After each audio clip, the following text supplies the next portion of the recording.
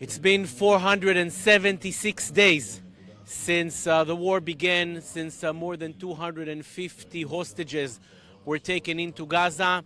And now on this Saturday, we are at the second release phase of the first stage of this ceasefire. 4 Israeli women soldiers are set to be released in any minute. We're waiting for this to happen. We're coming to you live from Palestine Square in central Tel Aviv. As you can see, there are many people here, all of them coming to watch this together. Usually this square is empty at this time of the day. Saturday morning, it gets full every Saturday in the evening for the weekly protest, the weekly Saturday protest. But at this time, it is 11 a.m. Local time, and hundreds of people, possibly even more, are here at the square to watch together the release of 4 more Israeli women, all of them women soldiers, it has to be said. They're set to be handed from Hamas to the Red Cross at any minute. This is something that is set to happen at any minute. The images coming from Palestine Square in the city of Gaza shows vehicles of the Red Cross which are set to, this is where the hostages are set to arrive. This is where the handover, the Palestine Square in Gaza is where the handover is meant to take place from Hamas to the Red Cross, and later on these vehicles of the Red Cross will drive to the Israeli forces in the Gaza Strip, and then finally, after 476 days, back into Israeli territory, back into Israeli hands, back into their families. The process, which is meant to happen and set to begin any time now, as we mentioned, handover from Hamas to the International Red Cross, from the Red Cross after a short drive to the Israeli forces, and then into Israeli territory, where finally, after 476 days, these 4 women soldiers will be meeting with their families, with their parents, and later on, if everything is okay, if their medical situation is okay, they're meant to be flown by helicopters to the Beilinson Medical Center in central Tel Aviv, not far from Tel Aviv, not far from where we are at the medical center in central Israel. And of course, there's a lot of anticipation, a lot of excitement, a lot of hope here in Israel, finally seeing 4 women hostages. But at this time, it also has to be clear that there's a lot of concern. There's still 2 civilian women in Gaza, and they were meant to be released before the soldiers, but they were not on the list. They're not released today.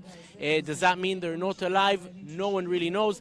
Hamas is set to release a list of a list detailing exactly who of the 33 hostages who are set to be released in this first stage, who is alive, who is not alive. Are these 2 women civilians alive or not? Maybe we will know later this afternoon.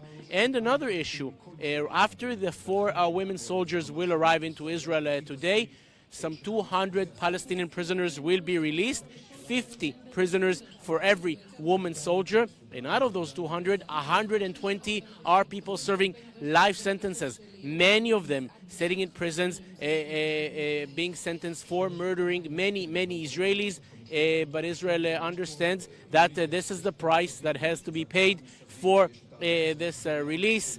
That, of course, raises many questions, many issues, but at the moment here at the square, a lot of excitement, a lot of anticipation. People here are watching giant screens as any minute. The people here are hoping to see the 4 women, the 4 Israeli hostages handed in, finally, from Hamas to the hands of the Red Cross. And as we're watching the images from Gaza, we have to understand, you can see hundreds of people here, many of them are wearing yellow shirts. You can see they're holding images, pictures of those the soldiers who've been away from home for 476 days, and hopefully they will be back home in just a few minutes. It may happen. We're seeing the images from Gaza right now as we're speaking. The vehicles are there. Hamas operatives are there. The vehicles of the Red Cross are there, and it may happen at any minute now. A lot of excitement, a lot of anticipation. This comes 6 days after the first stage of the ceasefire, in which 3 women civilians were released. That happened last Sunday, and now 6 days later, we're speaking of 4 more women soldiers, which are set to be released any minute now, as we're watching the images from Gaza. A lot of anticipation here.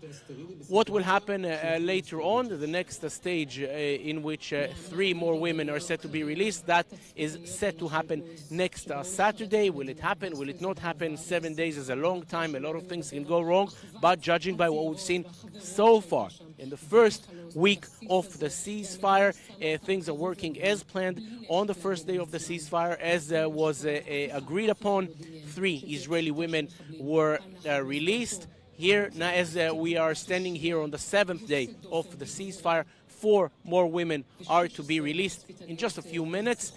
True, there were supposed to be 2 more women civilians released, but despite the fact that there is a breach, Israel is saying that they will accept this as long as 4 women are coming back alive. Israel will accept this breach as long as 4 women are coming back alive. What's the fate of the other 2 women, the civilian women in captivity? No one really knows. And there is 1 more woman, a woman soldier, who is also still in captivity. She might be released next week. Many questions, many things to be answered. Maybe we will get answers later on in the day, if and when Hamas releases a list detailing exactly who is alive and who is not. But for the moment, all that is put aside, as there is great excitement here in Palestine Square in Tel Aviv. Great excitement all across the state of Israel, as finally we're seeing 4 more women about to be released in just a few minutes. They're set to be transferred from the hands of Hamas to the hands of the Red Cross. Shortly after, they will be driven into the hands of the Israeli forces, ending finally a very, very long process of 476 days in which these women are imprisoned. You can see here at the square a lot of excitement, a lot of anticipation, a lot of hope.